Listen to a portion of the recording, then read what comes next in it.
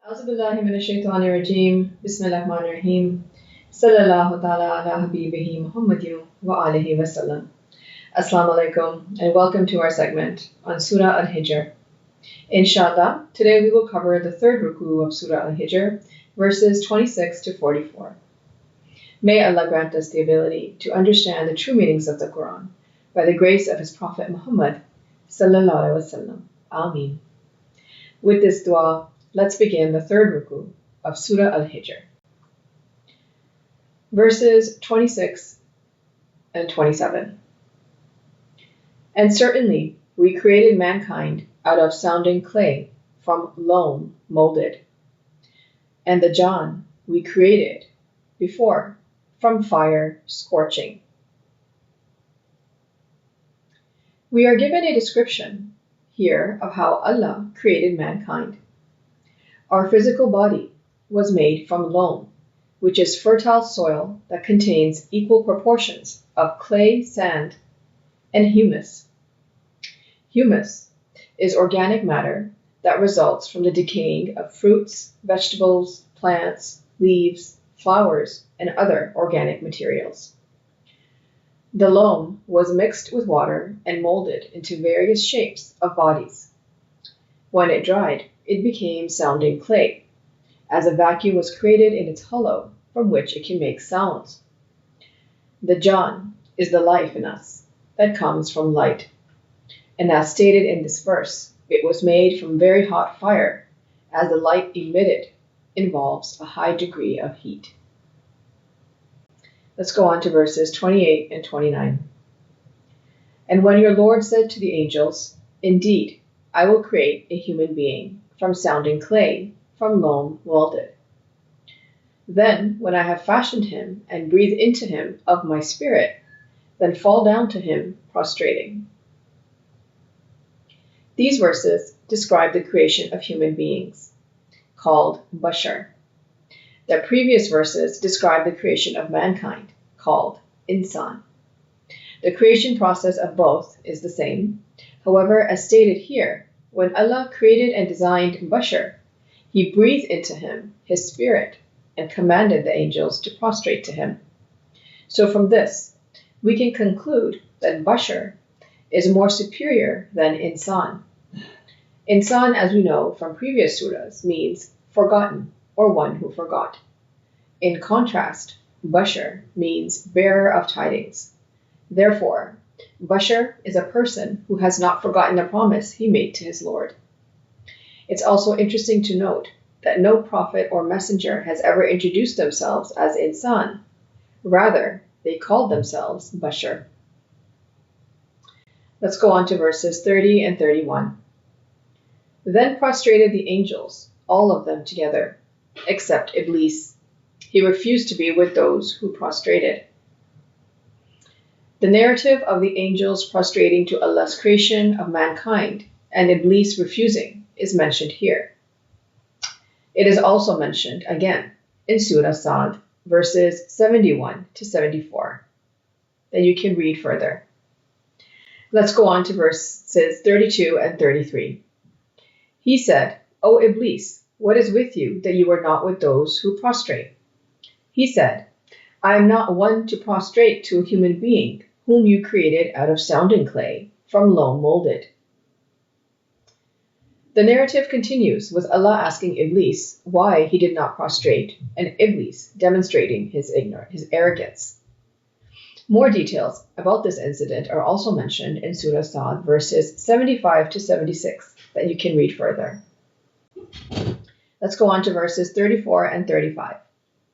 He said, "Then get out from it, for indeed you are expelled. And indeed upon you is the curse until the period of judgment." Iblees defied Allah and disobeyed His commands, so he was outcasted and removed from Allah's mercy until Yawm al-Din.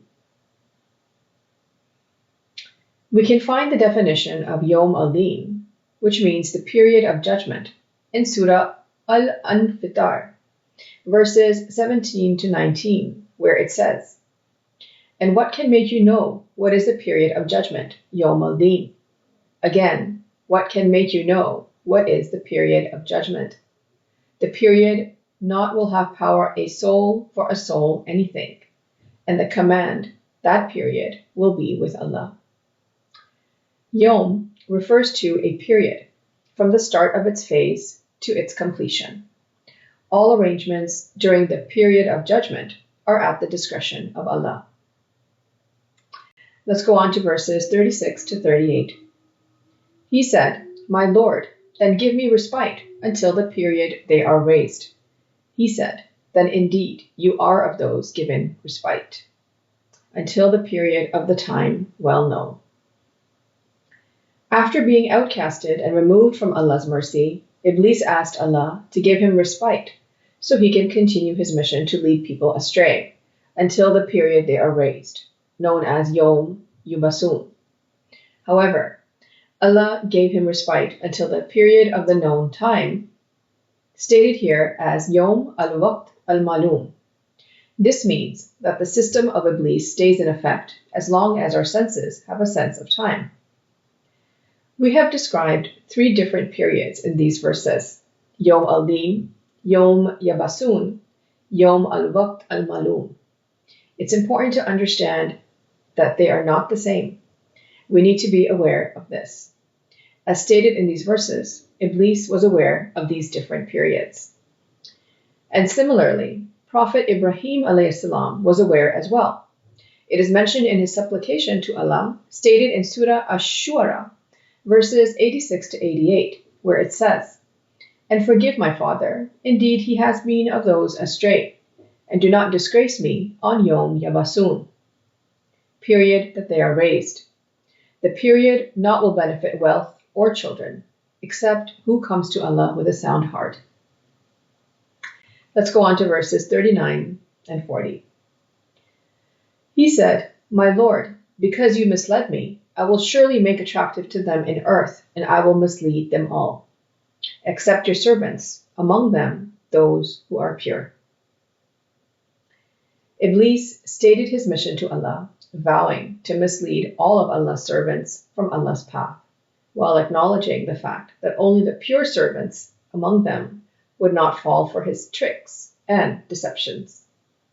This incident is also mentioned in Surah Al-Araf, verses 16 and 17, where it says, "He said, because you have misled me, I will surely sit in wait for them on your persistent path. Then I will come to them from before them and from behind them, and on their right and on their left, and you will not find most of them grateful." We should reflect here and ask ourselves if we have been misled by Iblees. Are we aware that we can also be misled by him? What can we do to avoid this so we can be amongst the pure servants of Allah as mentioned in these verses? Let's go on to verses 41 and 42.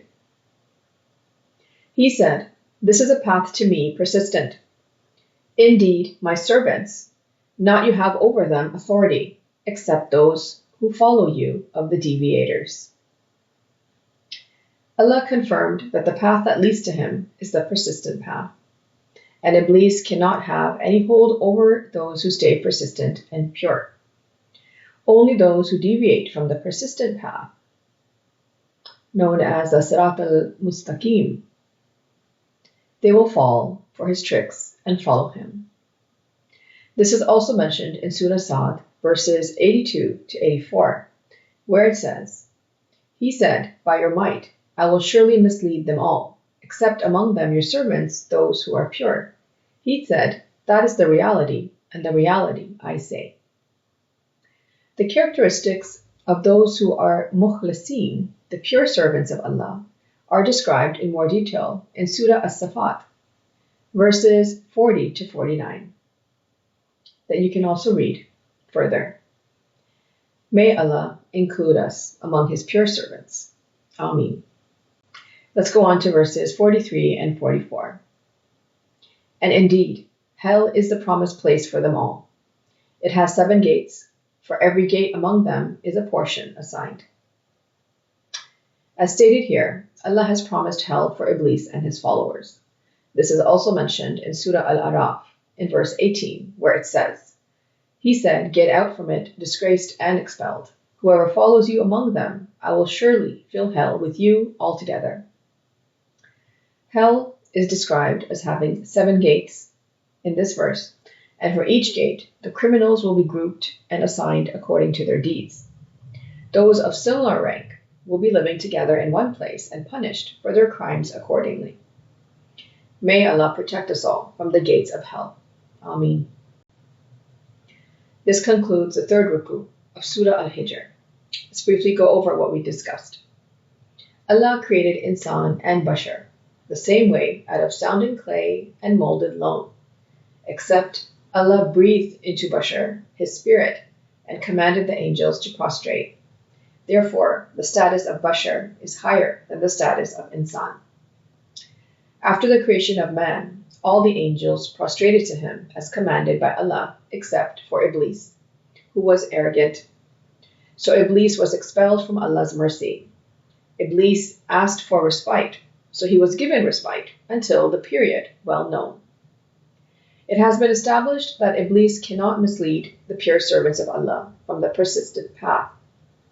He can only mislead those who deviate from the path and follow him wholeheartedly.